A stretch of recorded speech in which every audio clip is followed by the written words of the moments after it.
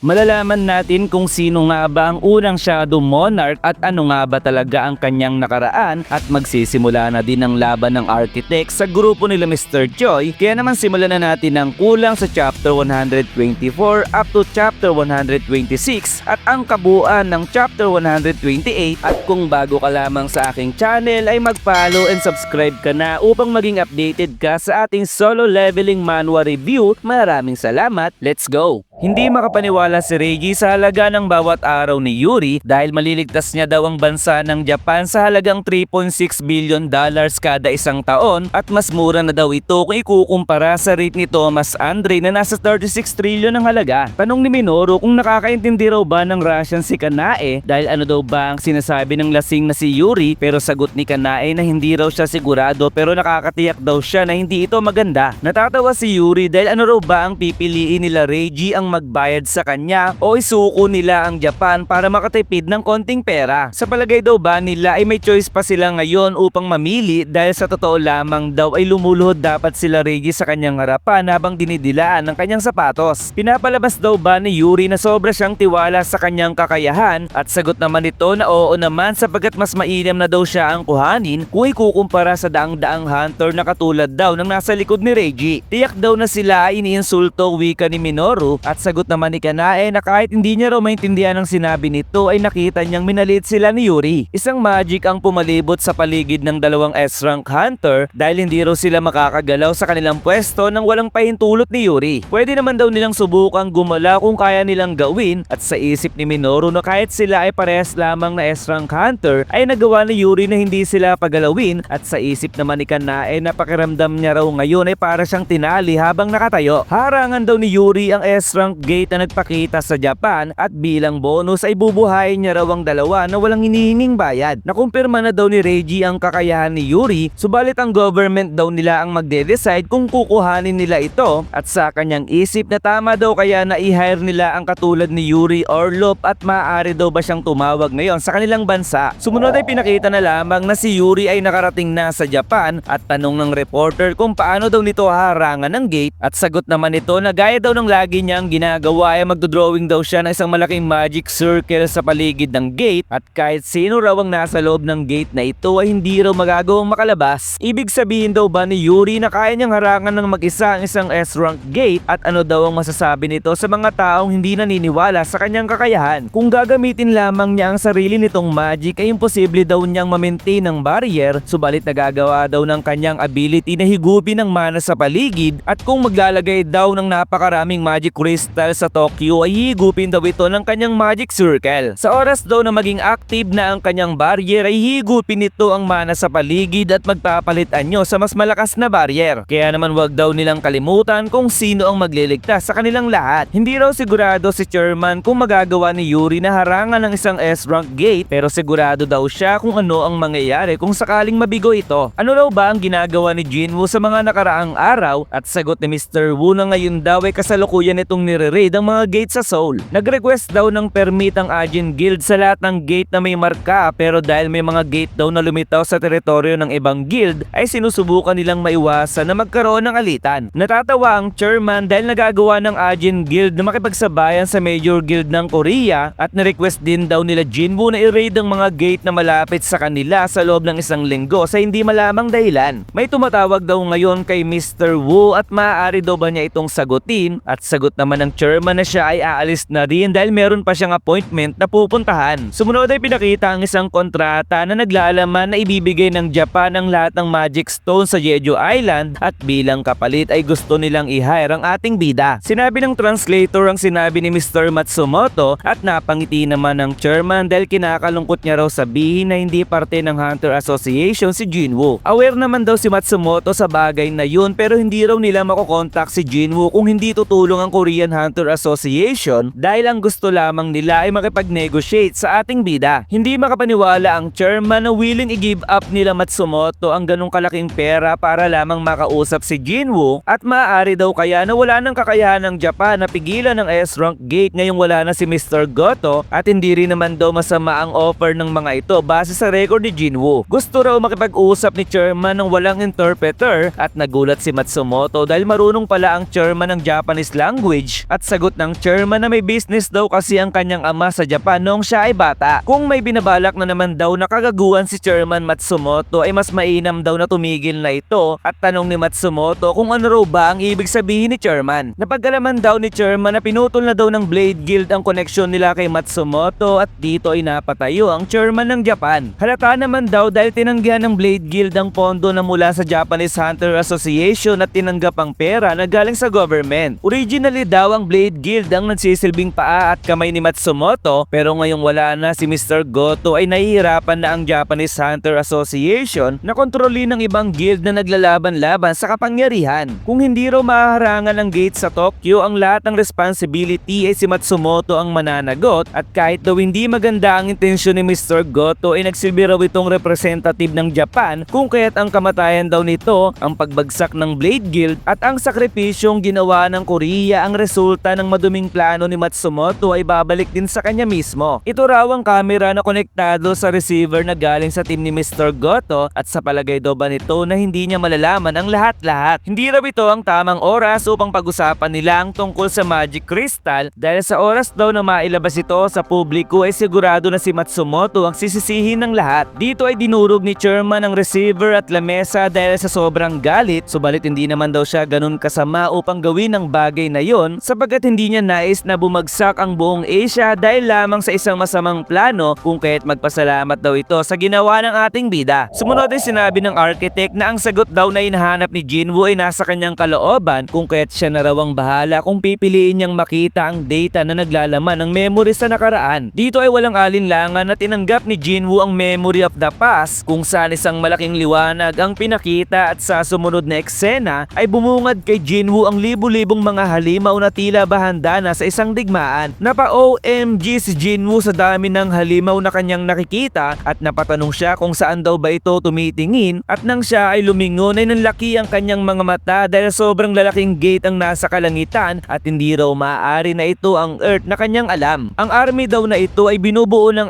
Ice Elves, High Orcs, Goblin, Giants at iba pang mga halimaw at kung sakali daw na magkaroon ng dungeon break at sabay-sabay nagsilabasan ng mga halimaw na ito ay tiyak daw na hindi kakayanin ng mga tao na kalabanin ng lahat ng sabay-sabay. Subalit ngayon daw ay hindi tao ang kanilang kalaban sapagkat nang mabasag ang gate ay libu-libong mga silver soldier ang nagpakita sa himpapawid at hindi kalaunan ay naunawaan na agad ni Jinwoo ang mga susunod na mangyayari sapagkat ngayon ay magkakaroon ng digmaan sa pagitan ng dalawang grupo. Nagtulong-tulong ang lahat ng mga halimaw upang kalabanin ng mga silver soldier at ang tunog ng mga sandata ang nababasag na mga baluti ang siyang naririnig sa hangin. Nagsimula nang dumaloy ang dugo na siyang magiging mantsa sa battlefield at maraming hiyawan ang maririnig sa paligid sapagkat sobrang lakas daw ng mga sundalong naka 925. Lamang na lamang daw sa laban ng mga sundalo na naka 925 at nang malapit nang matapos ang mga halimaw ay isa-isang tumigil sa paggalaw ang mga sundalo dahil dito ay isang boses ang nagsabing arouse.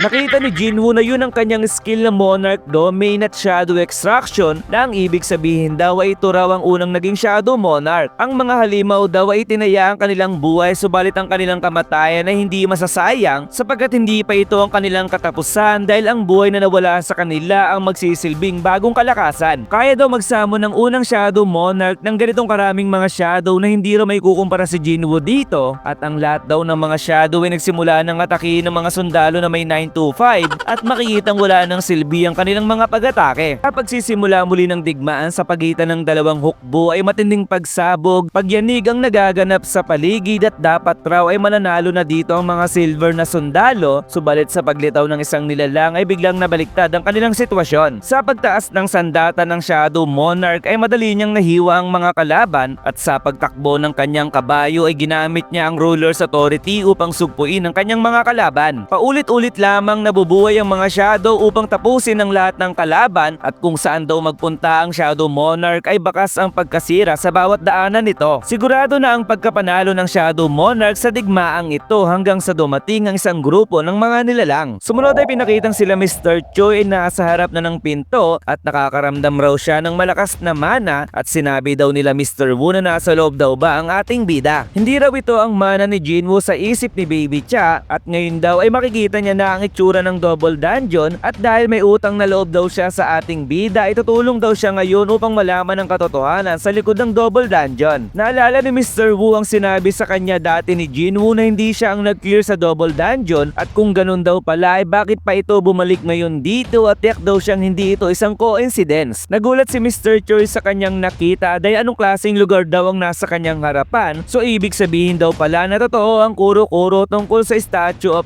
God at mga rebulto. Biglang nagsalita ang architect dahil wala raw siyang matandaan na nag-imbita siya ng mga tao at dito ay pinakitang nagagawa pa rin niyang makatayo sa kabila ng kanyang pinsala. Mali daw ba sila nang narinig sapagkat nagawa daw makapagsalita ng magic beast ng kanilang lengguwahe at wika ng architect na tumahimik daw sila dahil sino daw ba sila upang gambalain ang pagbabalik ng hari mula sa mahabang pagkakatulog. Dito ay pinakita si Jinwoo kung saan nakatayo lamang ito at tanong ng isang hunter kung ano raw ba ang ginagawa ng ating bida, subalit bigla na lamang siyang nahiwa kasama ang dalawa pang hunter habang si Baby Cha ay nagulat sa pangyayari at sinabi ng architect na sila daw ang gagawin niyang alay sa pagbabalik ng kanilang hari.